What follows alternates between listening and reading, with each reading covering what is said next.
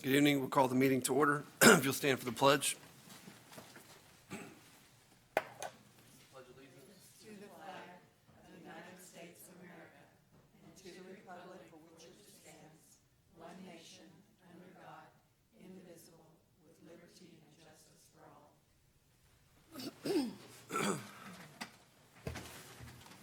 This time we'll have the roll call.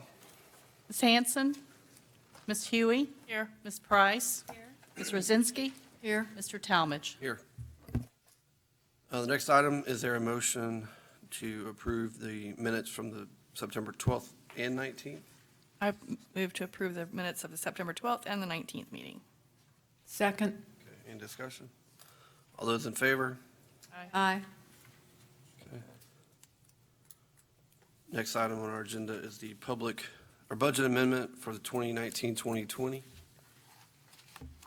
Okay, you have a worksheet in your packet that, on the budget amendment, and we had extra, if you'll look, budget was 10.9 of revenue, and we got 11.1, so, and interest rates went up, and ACA didn't bill us like they normally would, so we got a lot more interest income than I thought we would.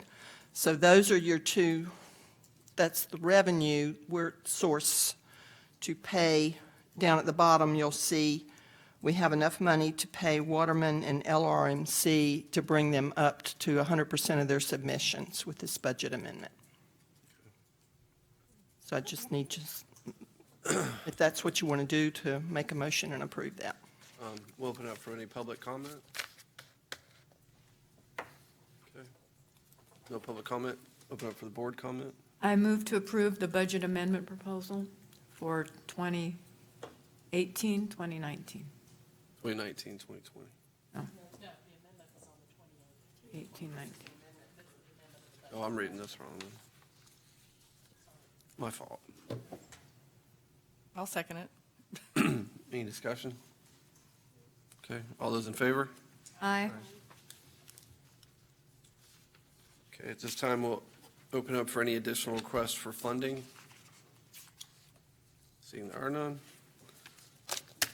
Then we'll do okay, my tongue will twist. You go ahead.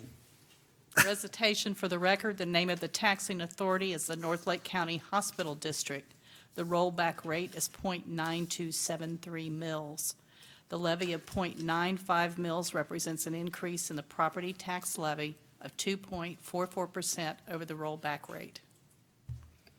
Is there a motion to waive the reading of the entire resolution? I move to waive the reading of the entire. Okay, all those in favor? Aye. Should you get all the name? Okay. Okay. You? Resolution 2019-01, resolution of the North Lake County Hospital District providing for the adoption of the millage rate for the 2019-2020 fiscal year. Okay, now this is vote by separate. Okay, go. Yeah, last week you approved a preliminary millage of .95. So your worksheets that you have this week just had those two columns in it, the .95 and the rollback. Because once you've approved a certain millage, you cannot go over any more than that. So that's what you have in front of you is a millage proposal that you approved last week of .95 mils. Do we need a motion? Okay. Well, do I need a public comment? Okay, any public comment? Millage rate.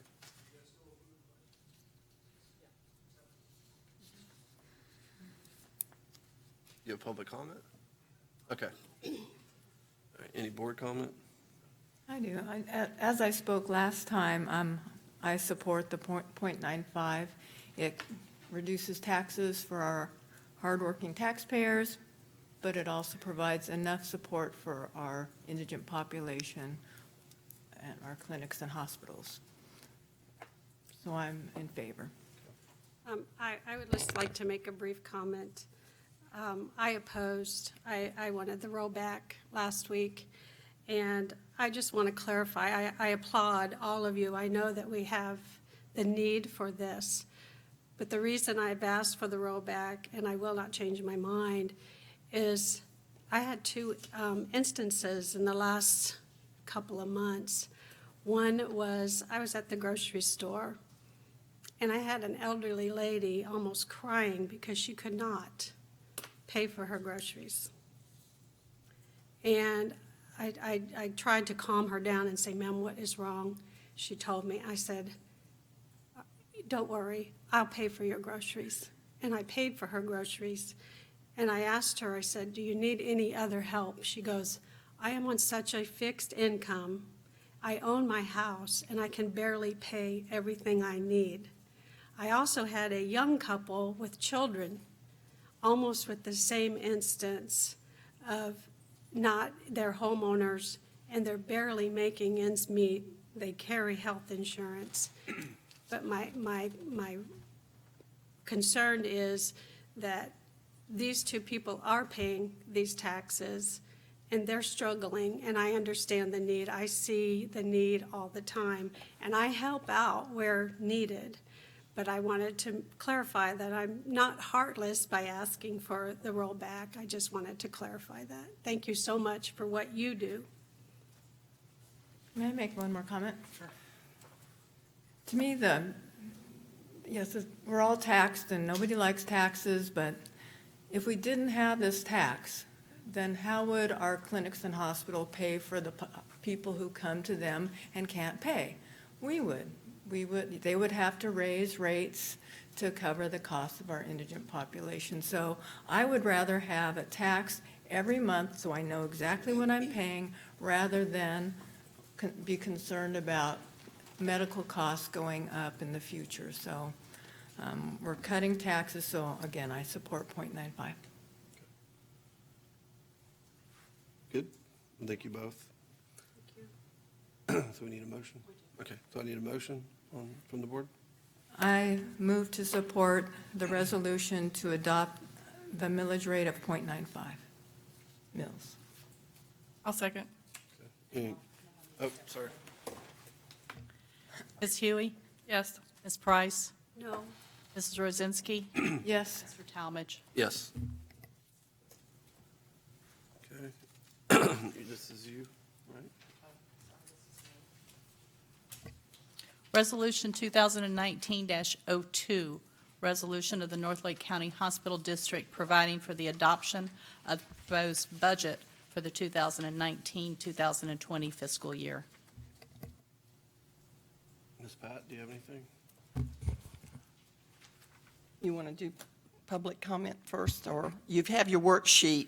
Nothing's changed on the budget at the .95. All the submissions are fully funded, and there will be a little bit more if there's more submissions than what they thought they would have. Any public comment?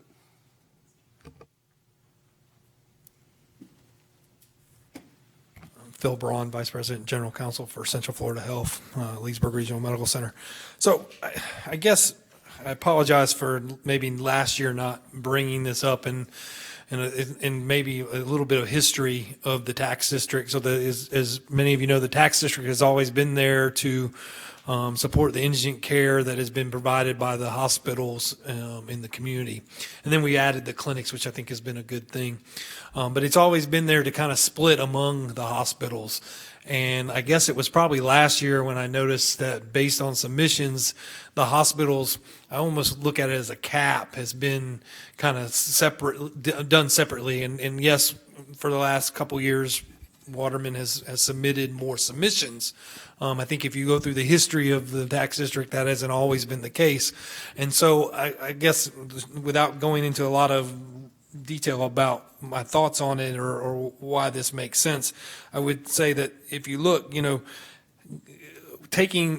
always fund the clinics fully, and then the remainder, in my opinion, should be allocated, at least initially, evenly between the two hospitals, because we never really know where there's no rule that says you can't go to this hospital if you're indigent and you live in Eustis, or you can't go to this hospital if you're indigent and you live in Leesburg. I mean, there's none of that. So we don't really know until the end of the year just how those submissions will work out. And because of your budget amendment process, you do have that ability to true it up.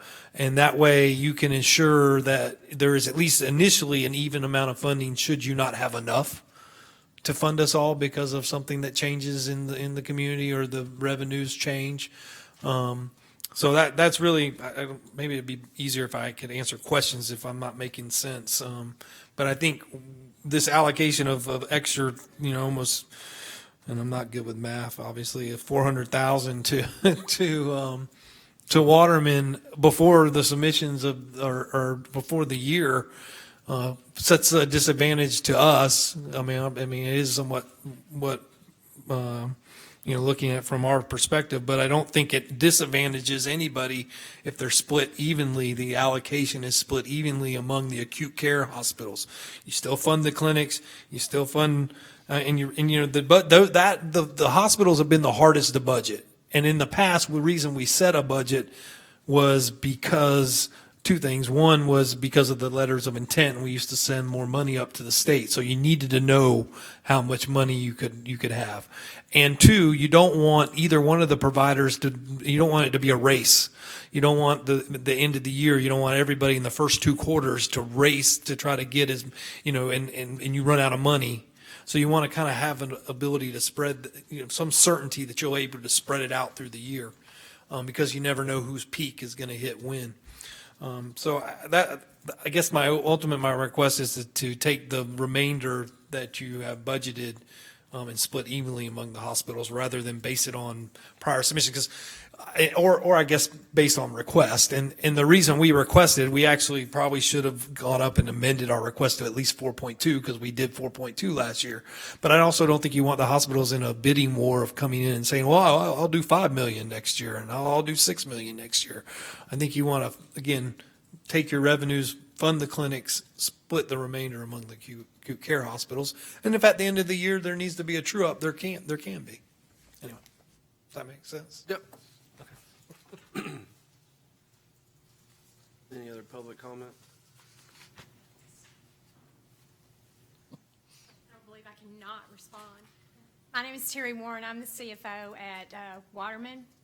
I actually live in Lake County and pay the tax, and I understand some of your concerns, but I know what good we do with the dollars. I haven't been here very long. I've only been here 10 months, but the records reflect that Waterman has never failed to use all of the funding. In fact, we have always sent more in than we've actually been allocated. And we requested a 3% increase this year, and you all have agreed to, that's what shows in the budget right now is 4.5. I do wish that Leesburg had requested more perhaps, or thought through that process a little better. But I would just like to say that from the perspective of Waterman, we do need those funds. And unfortunately, I doubt that will even cover all the indigent care that we'll end up providing next year. Thank you. Any other public? I don't want us to go back and forth. And Anita, you've been here for many years. And actually, 3 years ago, Waterman did ask for more than they submitted at the end of the year. So it does happen. There's no way for any of us to predict. We have just as much need. I shouldn't address you. I'm sorry. We have just as much need as we do. I do apologize for turning around and doing that. We both have the need, and that's the point. The acute care is the most expensive need, is the hardest need. I mean, the clinics do a great job of help preventing a lot of that. But when you have a heart attack or you have a stroke, you can't go to the clinic for that. And indigent people have heart attacks and strokes. And to try to decide ahead of time how many indigent people are coming for a heart attack at Leesburg or how many are going to come to Waterman, we've never had to bicker on that. And I think that's what I wish I had said something last year, because maybe that, you can only, there's only so much revenue, and I get that. And I agree, we don't want to keep raising taxes to try to match the indigent care because we will never match it. As we've both reported, we're well over 20 million in other indigent care. These are just happens to be the ones that you can actually get the documentation, that live in the certain district, that have the addresses and that get audited. I mean, it's a process to qualify somebody, but we all spend way more in indigent and community resources and needs and that than we could ever ask the community to repay us for. And that is part of our charitable mission. We get that, but it's always to me been a partnership. And so I guess I'll be done with it, but I would hope that you will consider splitting it.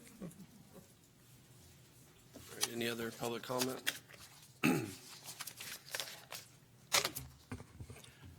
Because we passed the budget at the fund level, which means you're approving a budget of $11,657,464. You are not approving line items. Follow me? So you can go ahead and approve your budget, and then at January's meeting, you can look at allocation. So we're just approving the budget, The budget is the number. the number, because we purposely in this district pass, you got to know government accounting, so close your ears. Thank you. If you passed a line item budget, then you could not go over budget on any of those worksheet numbers. Because we pass a fund budget, as long as we don't spend $11,657,465, we're good. Okay. So the resolution is at the fund level. You're only approving the 11,000,006.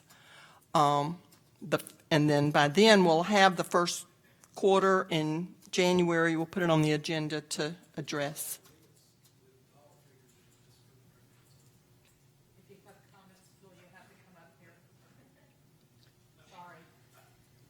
I hear what you're saying, and I'm sorry I took so long knowing that was all you were doing.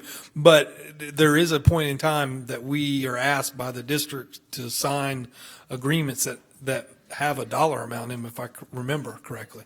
So when you got to do that before you submit, right? So I don't know, when does that happen? And how does that get decided? I always thought it was decided based on this budget.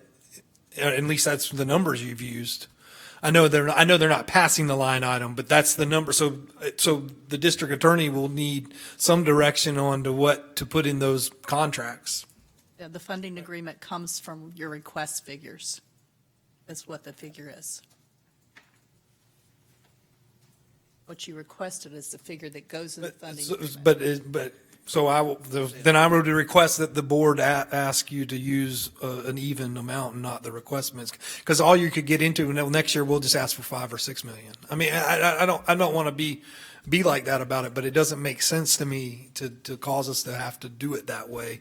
In the past, it's always, I mean, if you go back to the history of this district, it's a split among the hospitals. The hospital district was created to split the revenues among the hospitals. And then when we added the clinics, and for the first couple years, that's exactly how it happened. It wasn't until the submissions started getting a little different in just the most recent years that there's been this need to request more, and we didn't feel like we should request more than what we've done in the past. We didn't add a 5% inflator to our numbers. In fact, our number is less than what we actually submitted. So I get that at the end of the day, you should still have enough money. But if for some reason you don't, and you've capped us, and you say, well, we only allocated X, and now we're out of money, even if we both end up submitting 4.5, but you don't have the money to do it, are they the only ones that are going to get their 4.5? I mean, that doesn't seem to be the intent of the legislation. Well, since I've been on the board, he is correct, and they both make good points. We have always split and trued up at the end. And I also know that both of you could submit more on your numbers, and also, but the cost to do that doesn't make sense either. To show $10 million when you know you're not going to get it, It makes no sense. So can we All right. discuss? Let's get the budget number, and then we can talk on how you want to allocate the medical. Because it doesn't matter what we do, 11,657,464 is your budget. So we need to get that approved. Then I can give you some numbers on the allocations in just a minute. Okay. We need a motion approving I move that we approve the budget. at the fund level. The funded level. In a second. Second. Okay, and then we have to do roll call. Ms. Huey? Yes. Ms. Price? No. Ms. Rosinski? Yes. Mr. Talmadge? Yes.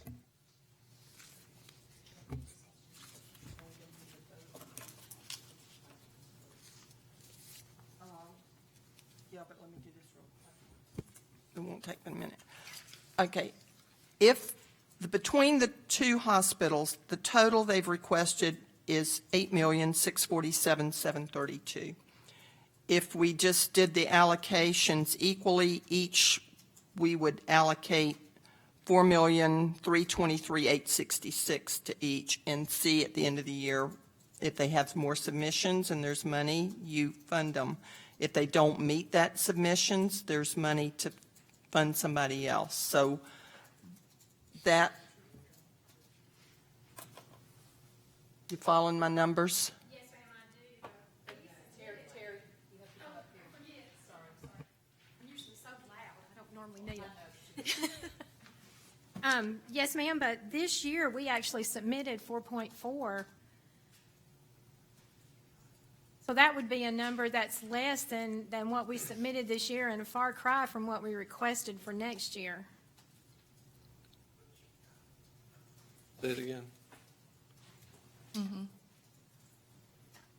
I mean, it's just from a logical perspective, it would be far less than what we submitted this year. And pardon my Alabama language, and it's a long way from what we requested for next year, given our historical growth, unfortunately, in this number and the indigent patients. Yeah. If we split it, it's 70,000 less than what they submitted this year, and it's 120,000 to 220,000 less than what they're asking for. And I hear you saying, but historically, there used to be a time when they were producing more numbers than you. So that's why we split it, to not get into this 1 year splitting it, who gets more, who gets less. So we split it and then true it up at the end. I mean, you still need, I'll let you guys speak too. I'm okay with splitting it. I think that there's probably equal a number of indigent that Leesburg services as well as Waterman. And it's hard to determine who's the neediest hospital. It could change year by year, so I think in maybe January, we talk about that, or do Well, we do but that? we've got. Well, time. yeah, we'll true up begin next August, because that's when you see how it actually would You transpire. need something from us now so I can sign the letters, because if they do get money back, we want it on that full amount that we've sent, correct? Yeah, we need numbers for the letters of agreement. Is there a motion? Motion to distribute equal to both So fund the clinics, and fund 100%. hospitals equally. Okay. I second. Okay, so look at your worksheets. What I'll do is, because you see, we had 76,139 of extra, I was kind of holding it in case somebody over submitted.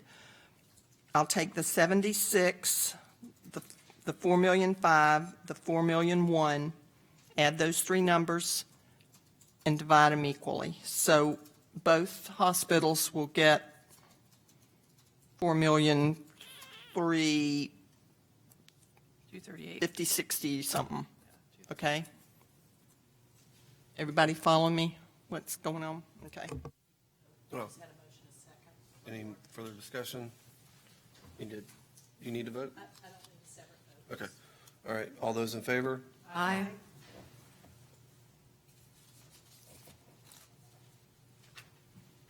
Good now? Only thing I just want to remind you, the next meeting is not till January 23rd, 2020 at 5:30. Any other matters for the board? Okay, we'll adjourn. Good luck.